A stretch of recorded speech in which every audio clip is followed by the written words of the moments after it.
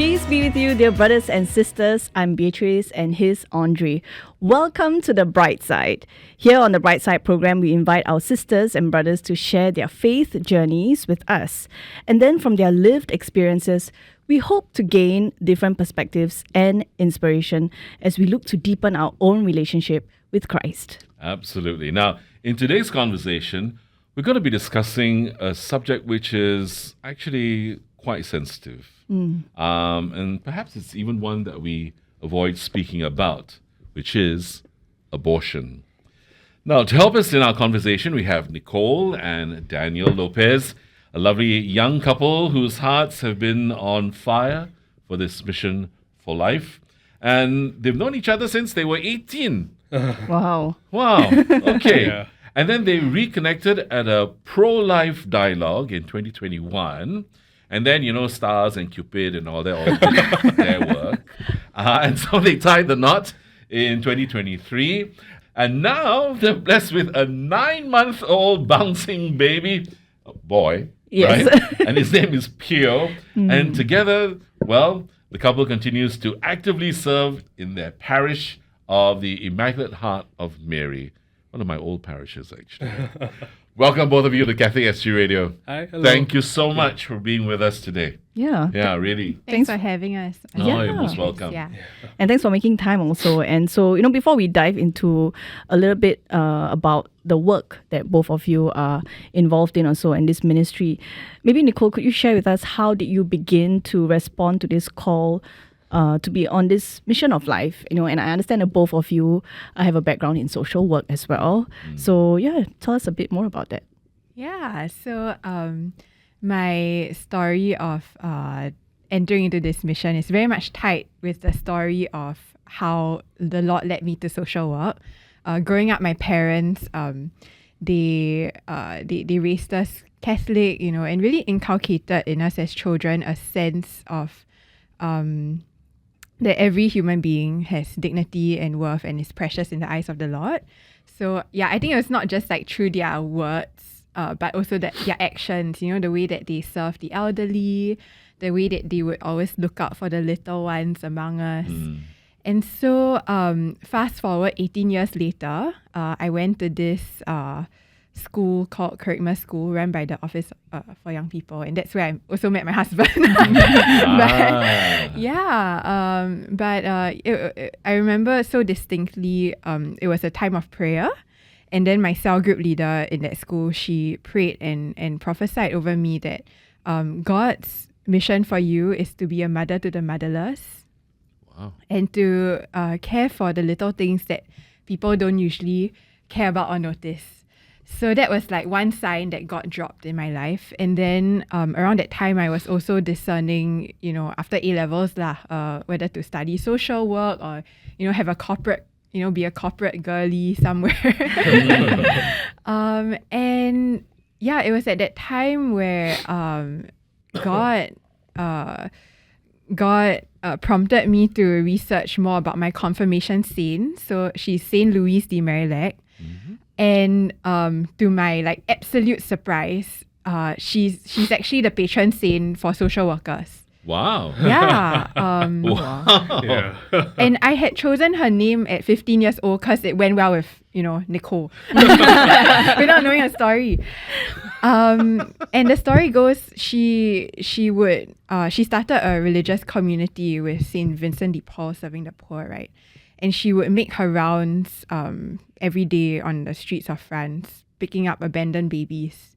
Because at that time, people believed that children born out of wedlock, as in out of the circumstances of marriage, were spawns of Satan. So she would pick them up and save them and bring them back to the convent and raise them up in the orphanage there. So all these were super distinct signs. God was wooing my heart towards this mission, and finally, fast forward, a few more years later, I contemplated joining a religious community. I was about to ask you that. Yeah. Whether that came to mind, okay. Yeah, the Sisters of Life in New York. So that was also another season where I was so caught up in this pursuit of Jesus. I really wanted to give my whole life to him and to the mission. And I found the sisters. They have a fourth vow on top of chastity, poverty, and obedience. Right. A fourth vow to protect and defend the sacredness of all human life from conception to natural death. Yeah, so I discerned with them for 2 years, and then it didn't work out, and then now I'm married. That's fine too. Yeah. Yeah. With my husband and baby.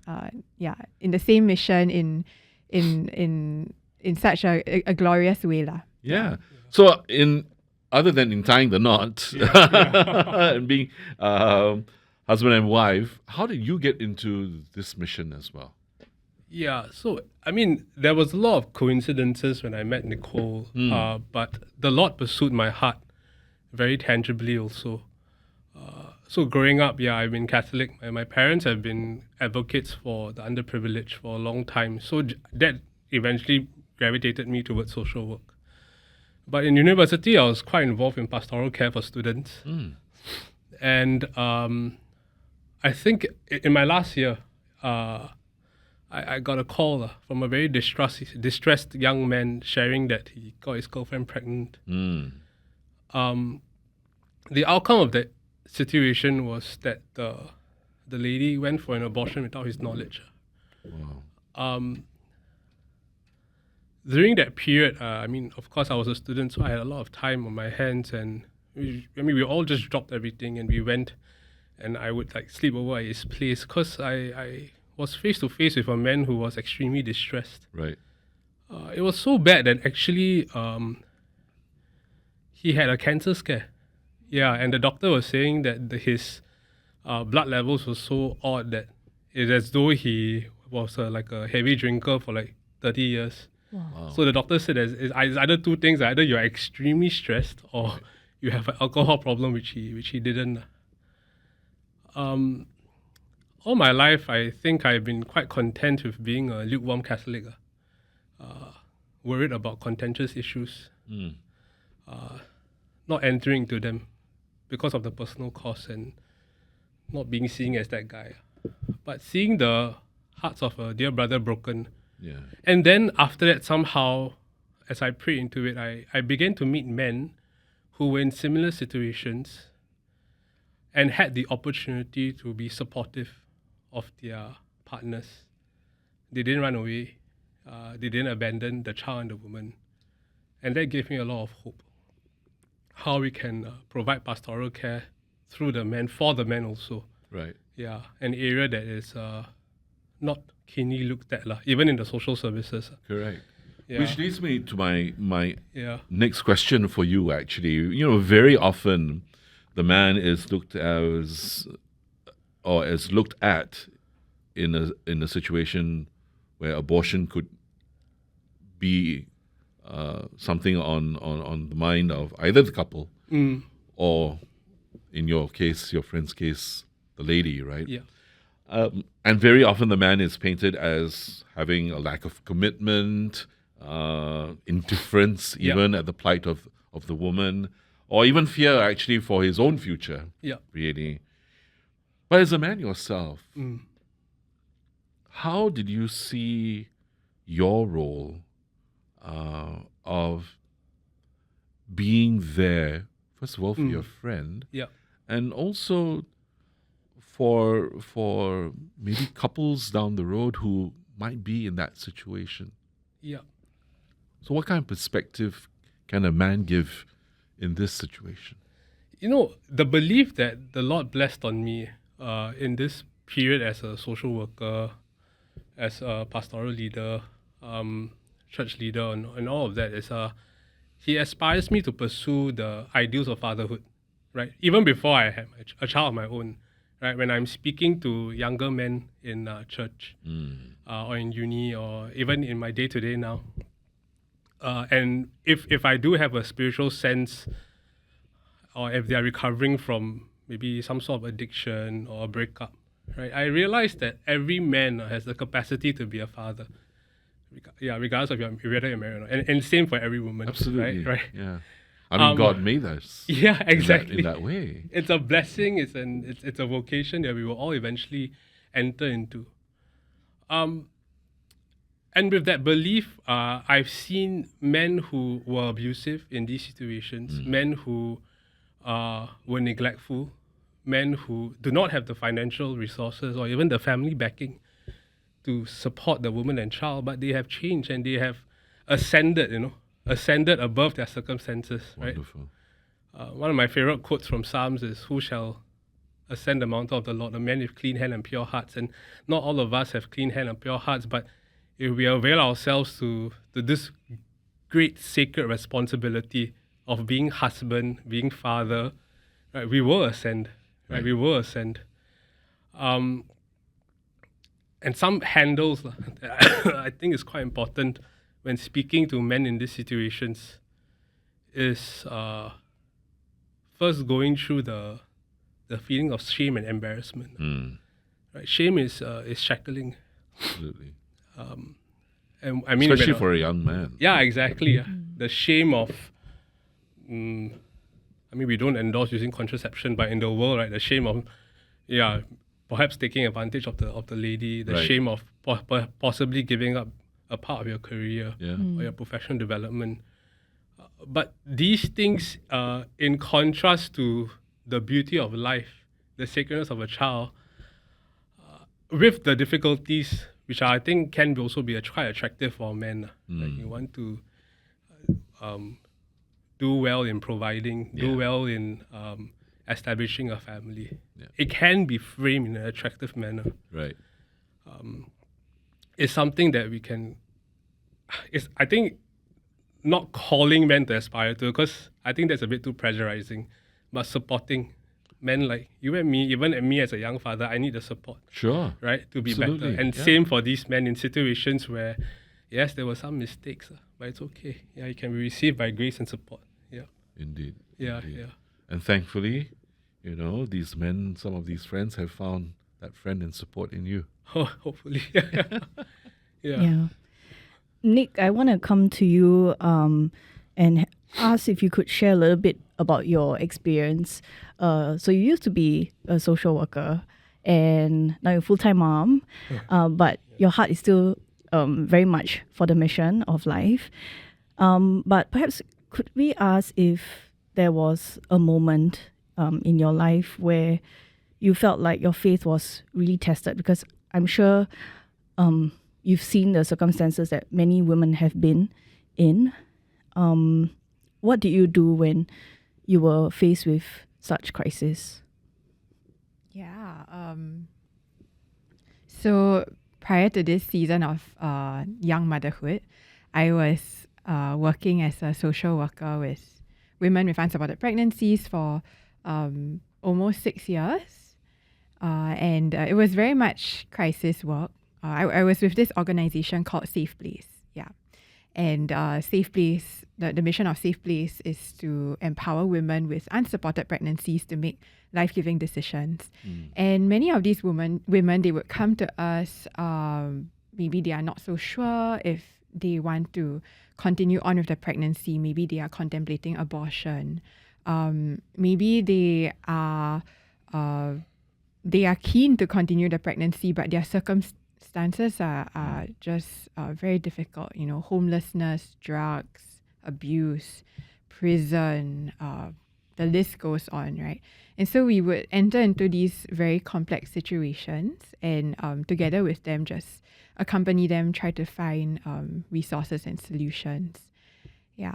About your question, B, I can think of so many instances where I was also together with the moms in that pit of despair, right? And Questioning, right? yeah. How could this be so bad? Yeah. I think as a social worker, sometimes we are also kind of sensitized to the to the difficulties and Or sometimes desensitized. yes, desensitized. Yeah. That it's day in and day out. We're handling like 30 to 50 cases of the same. You know what? In a sense, after a while, you have to protect yourself. In a sense, you need to be able to, in a sense, have a sort of a separation, because it can affect you so badly as well. You need to know how to handle that situation and then come out of it and then handle your own situation. Yeah, that's so spot on, Andre. Actually, that was a big part of my own journey, because I think there is that concept of healthy boundaries, right? And then there is also that other, on the opposing end, it's like the extreme of checking out emotionally and just kind of treating the client as a case or a problem to be solved, right? And so often I would confront these extremes before me in the way that I manage myself. And often the Lord would just be so tender in drawing me back to that need to stay connected and to stay in relationship with Him, so that I could stay in relationship with this real mother, real baby, real family in front of me facing a very real crisis. And especially in this work, I feel it is so critical, because for a woman to consider abortion, it is very much a literal cutting off and disconnecting from yourself. To even reach that point of considering abortion, which is, I mean, it's often from a desperate place, right? But a woman has to really block off this part of her heart in order to consider that. And even though, the circumstances would be so difficult, sometimes I would feel like I was in the depths of Sheol together with Jesus and this mama and baby. And the temptation to just cut off would be so real, just like give up hope, give in to despair, give in to discouragement that, maybe there's nothing that we can do to make this situation better, or support her to keep the child, those temptations. But the Lord will always pursue me back to a place of connection. And it's from that place of connection that we as workers can humbly, like walk together with the woman, that to show them that it's possible even in that place of despair to just be connected, and be together with love, like be together with Jesus. That was I mean, it was what the cycles that we went through like all the time. Right. Right. Yeah, and I mean the connection is connection to the grief, connection to the anger. It's not connection to not just connection to the happy feelings or a perceived outcome, right? Because we want to protect life, we want to support life, but it's also connection to this confusion that the lady is feeling, or the family is feeling also, and that gets difficult. And that's also where I would say that as Christians, we have to be sensitive that this is not just a physical; it's a spiritual thing also. Yeah. We need the inspiration of the Holy Spirit. We need prayer warriors with us, right? For us, maybe who are more on the front line, we need a band of people. I mean, thank God we have some friends who continuously pray for us. Correct. Yeah, and I think you've partly answered the question that I was going to ask you as well. And really is, when someone has gone through an abortion, how can we help them get through that? Yeah. So in Evangelium Vitae, which is inspiration for the both of us, JP2 writes a extremely beautiful part, speaking to the women who have gone through abortion. And one of the conclusions that he has made is that these women will become women and men. I think it's important to also include the men, because there is real grief. Will become advocates for a new flavor of life in this mission field. Firstly, if someone has gone through an abortion, and some of these people who have gone through the abortion, they still feel grief like decades, because it's parked aside, and it's not something you want to share with everyone. Absolutely. Yeah. And what we see is also that because there isn't a available service point, or even the pastoral skill to talk through the grief of abortion, then it's packaged as perhaps a source of distress, right? Mentally, psychologically, relationally also with people, relationally with your other children, relationally with your own spouse or your partners or future partner. And we have to connect with that. We have to have that conversation that it has happened. There is guilt, there is shame, and there's embarrassment. But God is also a God of mercy. Absolutely. Right? God is a God of hope. And in Scripture, there are so many examples of men and women who are perhaps at that time are way more sinful than any of us can ever imagine. And God redeemed them. And each family or each couple or that has gone through abortion has to know that there is redemption. And when there's redemption made available, right, through pastoral care, through accompaniment, right, through counseling is also quite important. There can be a renewed sense of life, purpose, mission.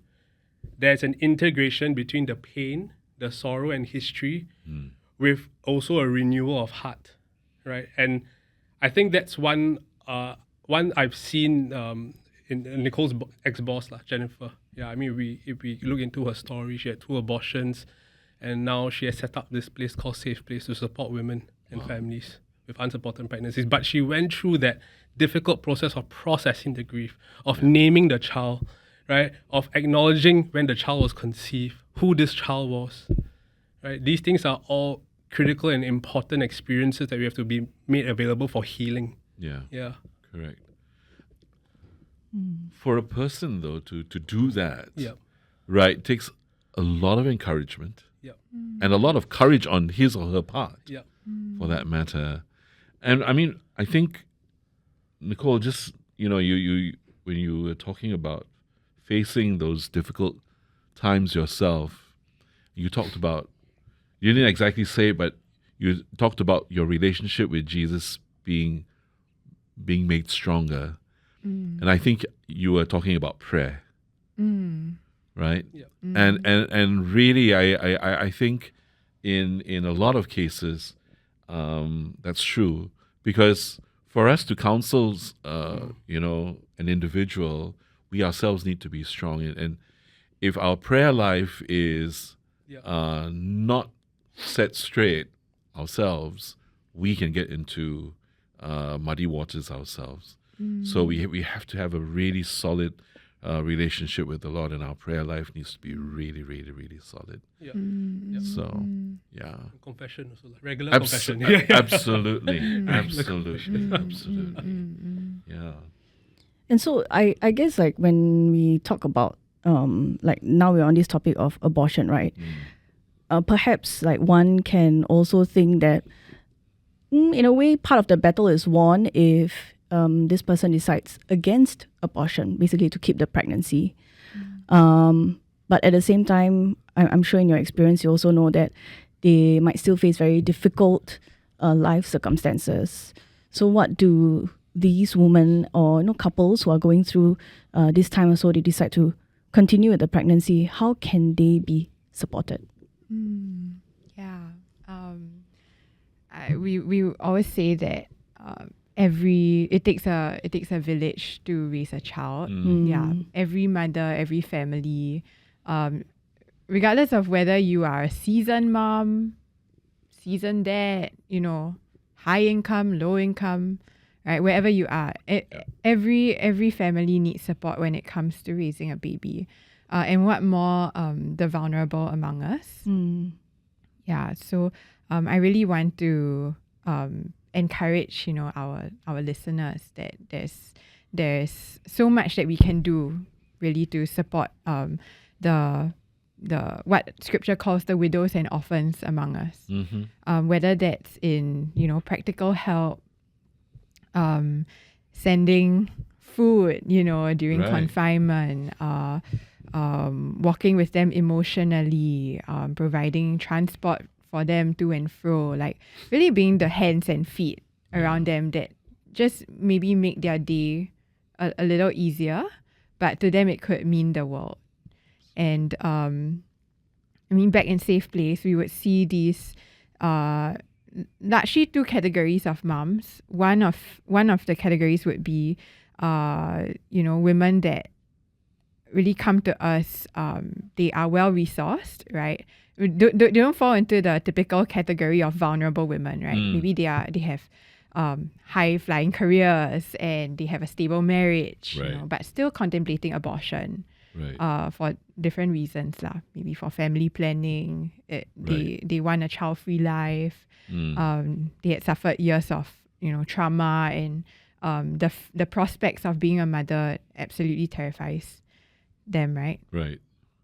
So for these moms, our journey with them would really be during that phase of making a decision around whether to, what they need to continue on with the pregnancy. Right. And, after they decide if they are going to keep the pregnancy, then it's sort of, we're happy to celebrate and end the journey there. Right. Yeah. But for many other moms, like what B said earlier, they will need that support throughout their lives. Absolutely. It's not just a pregnancy thing, but at every stage of the child's life, the whole community has to come in to support them. Yeah. Right. Yeah, I mean, if I could add also. Sure.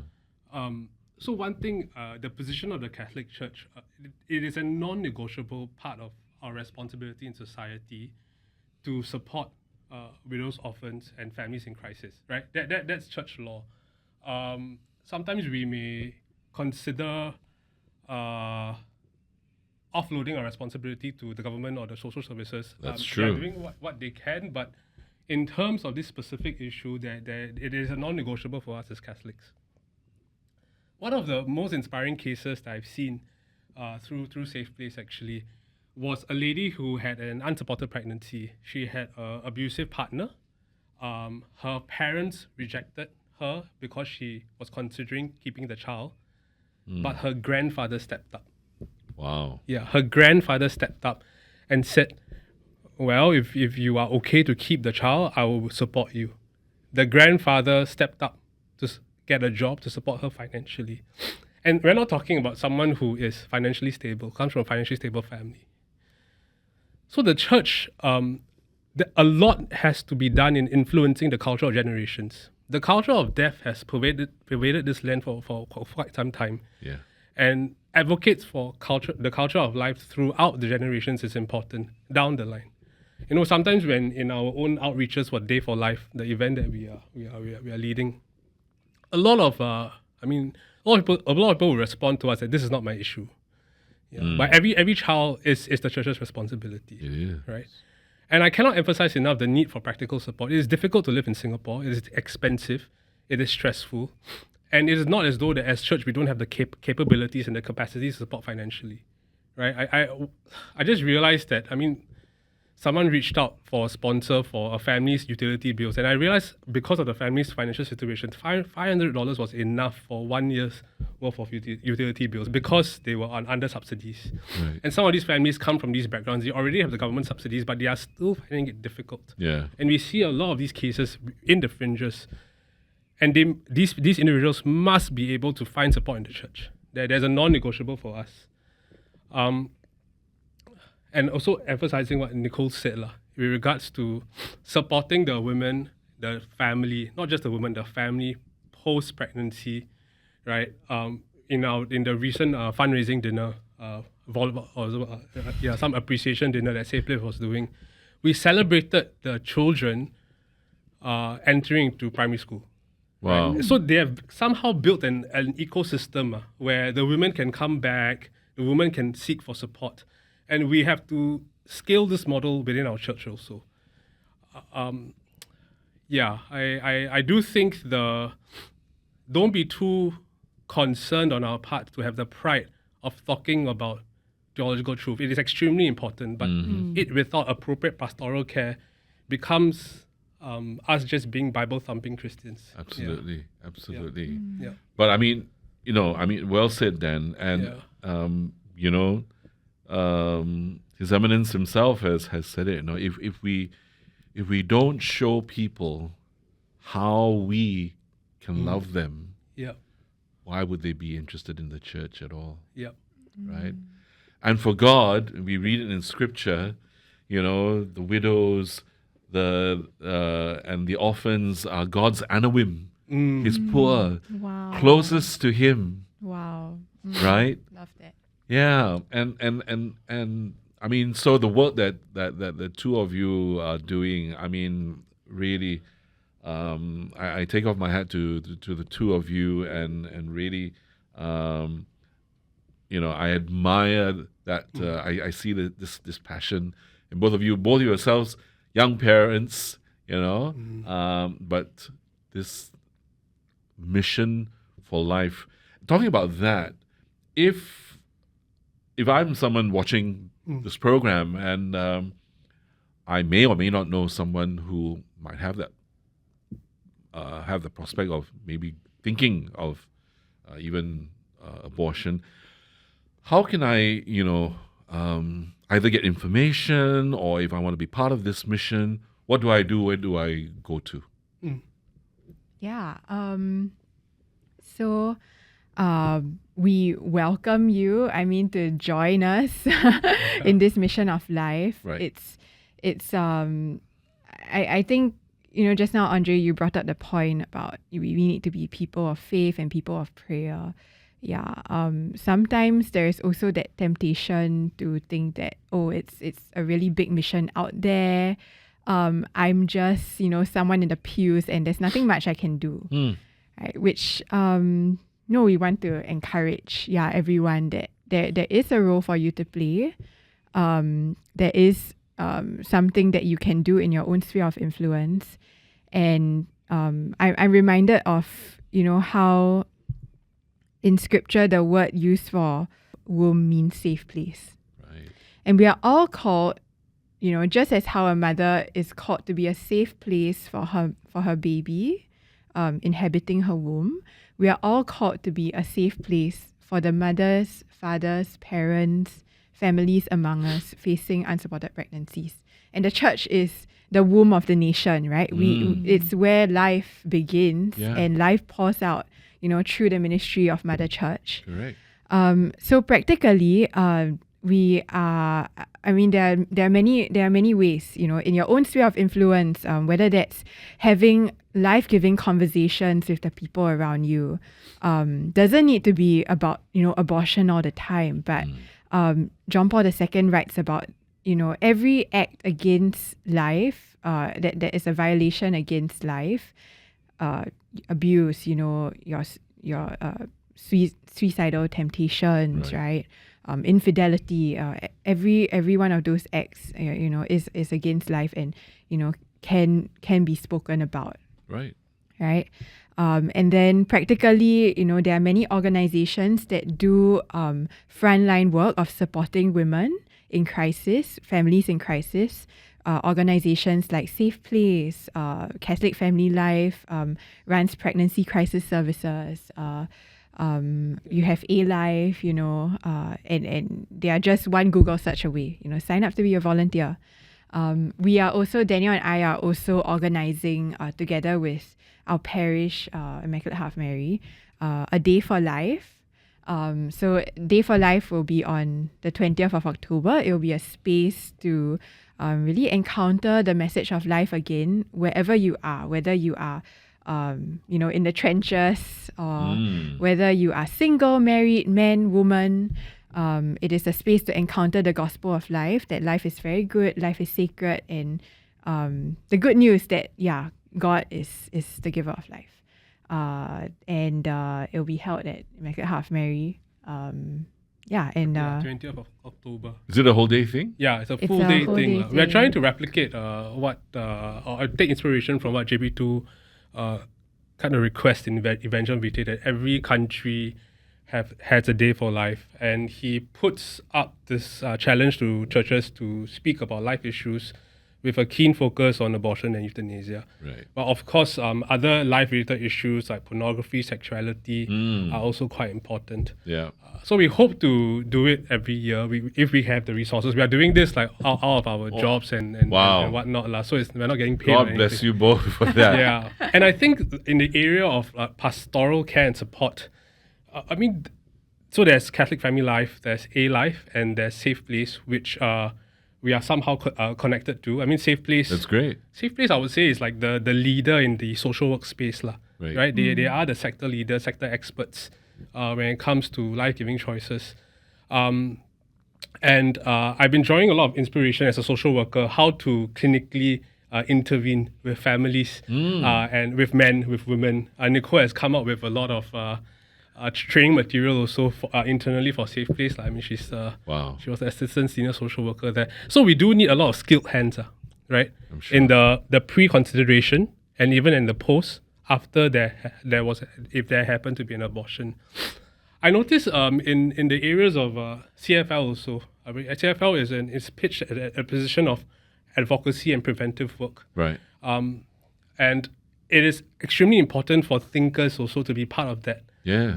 Some friends of us have started this little organization or movement called Vitale. So our friends Andrew and Dominic are part of it. And they're thinking about policy. They're thinking about how can policy include pastoral care, right? Church policy, organizational policy, medical care. How can that be sensitive, right? So there are these avenues. We need for social us, policy as well. yeah, hopefully.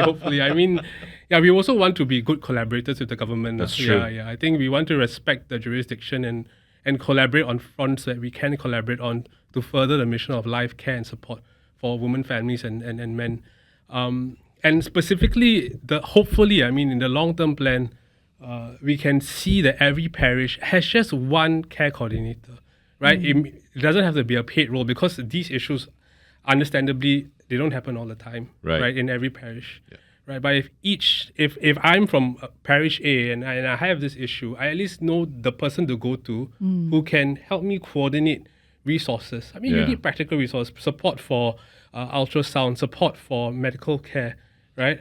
Baby care, right? You know, in Safe Place, when a woman decides to keep the child, wow, they have like packages in the thousands, you know, Wow. like in the thousands of dollars. I mean, not breast pump, your diapers, Yeah. milk Everything. powder, Yeah. Fantastic. and it's really sterilizer. quality stuff. Quality stuff. that's It's not amazing. some, you know, like donated. And that means second-hand because stuff. somebody has stepped up. Yeah. The whole community. Yeah. Yeah. And we can see Rallying that in the behind. church. Yeah. Also. Yeah. That's our dream for the church, that Yeah. we can all be a safe place for mothers and families in need.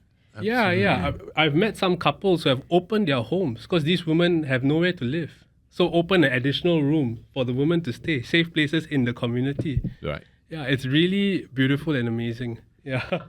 What we can do. Yeah. Absolutely. Nicole, Daniel, really, thank you so much for taking the time to come and speak to us about this. And really, I think also, opening hearts and minds and letting people realize maybe there is something that I too can do, right? And so, dear sisters and brothers, really, after hearing this, no excuses in a sense. So Day for Life is on the 20th of October, correct? At the Immaculate Heart of Mary, Highland Road, okay? If you really cannot go on that day, right? You can still get hold of Daniel and Nicole. We're not going to give their contacts here on the air, but we'll see what we can do to get that going. But really, truly, I think this is an important thing to talk about because it is talking about the issues of life. And sometimes we think that only abortion is about life. Daniel mentioned pornography and so many other things, even ideation of suicide. All of these, which is part of mental health, we've got to, as a community, come together and to support each other, right? So we can't do it alone, maybe, but we can always pull along, every person who's got a willing heart and a willing mind. Why not? And willing hands, of course. Yeah. So once again, the Day for Life talks will be happening on 20th October. We see a very familiar face in the poster, actually. There's also Father Gerard Luis coming. Okay. Yeah, he'll be giving a talk. He's a regular here. All right, Father Gerard. Well done. Yes, exactly. Okay. So there will be some familiar speakers and also very heart-to-heart conversations happening on that day. So please make time if you can. It'll be from 10 a.m. till 5:30 p.m. There's also like a together bundle. I like that. Where just you get like for two, lunch, yeah. yeah, for lunch, right? For two tickets for a particular price and all that. So all the details you can always find on probably their website of Immaculate Heart of Mary. Right. All right. So, Okay. Oh, just a reminder, sorry, we forgot to tell you. There are also other Brightside conversations happening. That's true. We've put them up on our YouTube channel, so don't forget to check that out at your own time and own target. So thank you so much for joining us. And well, all I need to say is I'm Andrea Chuck. She's Beatrice de Cruz. Thanks so much for joining us here on The Bright Side. Bye-bye now.